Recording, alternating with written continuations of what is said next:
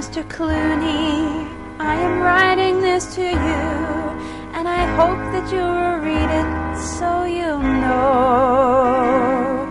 My heart beats like a hammer, and I stutter and I stammer every time I see you at the picture show.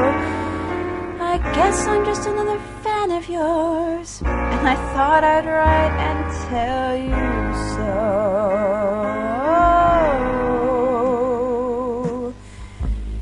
You made me love you. I didn't wanna do it. I didn't wanna do it. You made me love you, and all the time you knew it. I guess you always knew it. You made me happy sometimes. You made me glad.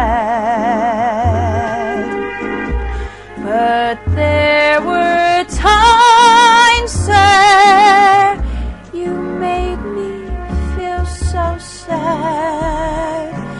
You made me sigh, 'cause I didn't wanna tell ya. I didn't wanna tell ya.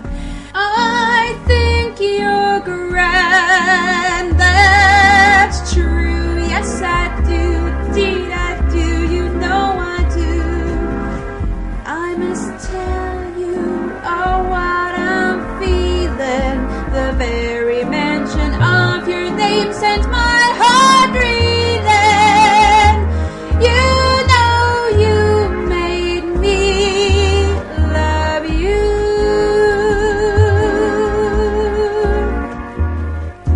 George, I don't want to bother you. I guess you get a lot of girls who tell you the same thing. And if you don't want to read this, well, you don't have to. But I just had to tell you about the time I saw you in one fine day. That was the first time I ever saw you. And I knew right then that you were the nicest guy in the movies. Then one time I saw you in a picture with Renee Zellweger. And I had to cry a little. Because you loved her so much. And you couldn't have her. Oh, not to the end of the picture anyway. The one time I saw you in person, I think you were on your way to the Oscars, and I was standing there when you got out of your car, and you almost knocked me down. Oh, but it wasn't your fault. No, I was in the way. But you looked at me, and you smiled. You smiled right at me as if you meant it. And I cried all the way home just because you smiled at me for being in your way. I'll never forget it, George. You're my favorite actor.